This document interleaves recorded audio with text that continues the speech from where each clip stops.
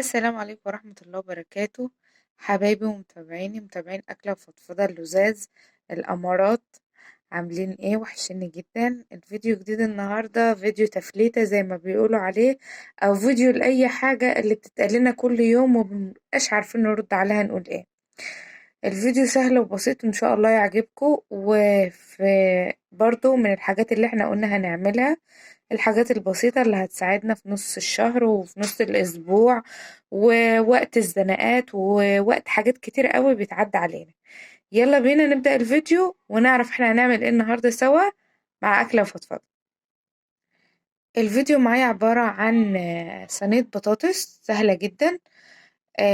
طبعا دي أجنحة ورقب والحاجات اللي هي بتبقى فاضلة من الفراخ عندنا في كل تلاجة، طبعا أكيد موجودة.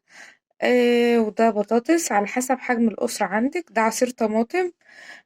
دي بصلاية صغيرة متقطعة زي ما انتوا شايفين كده معايا. حتة فلفل صغننة، فلفل حامي بارد زي ما تحبي، معلقة توم مفروم صغيرة. معايا هنا البهارات طبعا بتاعتي، الملح والبابريكا الروزماري الكبة الصيني نطرة شطة صغيرة الفلفل الأسود. ويلا نبدأ بينا الأكلة، لأن الأكلة كلها النهاردة كلها على البوتاجاز. ويلا بينا. أول حاجة بنعملها بنجيب الصينية بتاعتنا وبنحط فيها الزيت وبندفيه شوية علشان نبدأ ننزل بإيه، بالبصل معانا والثوم. طبعا الستات الشاطرة هتقولي أكيد أنا عارفة الكلام ده، انت هتيجي تعلميني صينية البطاطس بتتعمل ازاي؟ انت طالعة تقولي أي كلام.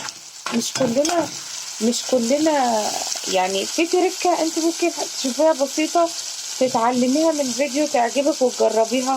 في ناس بتحب البصل بس، في ناس ما بتحطش توم، في ناس بتحب من غير فلفل.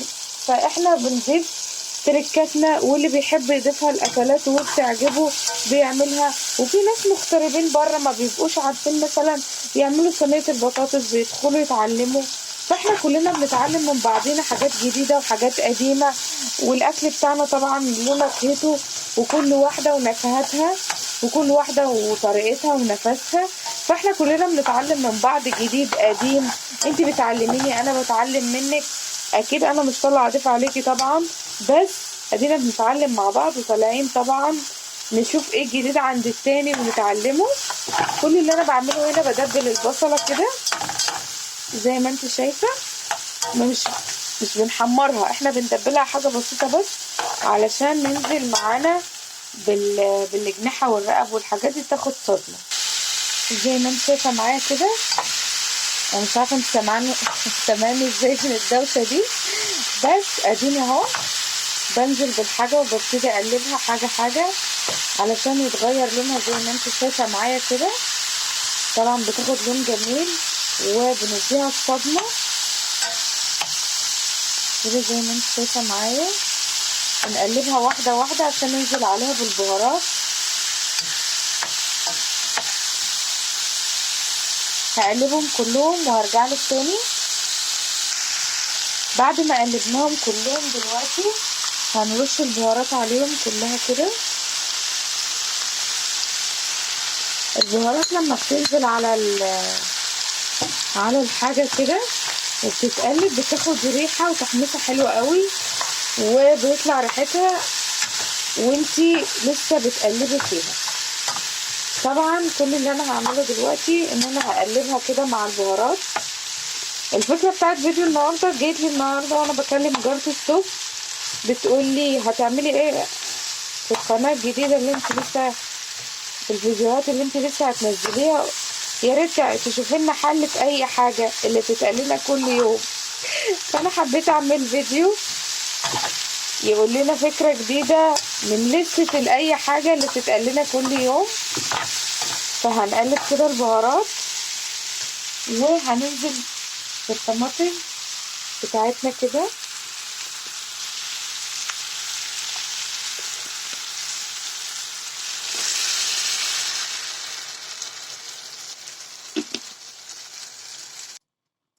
هنا بعد ما ضفنا الطماطم كلها وقلبناها تقليبة حلوة، طبعا اللون الأحمر الجميل ده من البابريكا بتديها لون حلو قوي. وبرضو على فكرة البابريكا بتديكي نفس وضعية الصلصة. لو اللون بتاع الطماطم مش عاجبك بتزودي له بابريكا بيديها طعم جميل جدا ولون احمر حلو. طبعا احنا هنسيبهم طبعا يسبكوا والحاجات دي تستوى قبل ما نحط البطاطس، لان ده بياخد وقت عن البطاطس. فهنسيبهم كده مع بعض شوية، هنغطيها ونسيبها لحد ما تستوي شوية ونرجع لكم تاني. دلوقتي بعد ما الحاجات خلاص قربت تدخل في السوية خلاص، يعني في آخر مرحلة، بنصفي البطاطس وبننزله كده في الصينية. طبعا احنا بنسيب فيها صلصة ياما، يعني لو عنا عليها علشان لو في أي قربت تنشف نشفت شوية بنزودها شوية مية بسيطة بس عشان يبقى في صلصة يتسبك فيها البطاطس ويستوي فيها. طبعا احنا هنا هنحط البطاطس ونقلبها كويس جدا. هقلبها وارجع لكم تاني.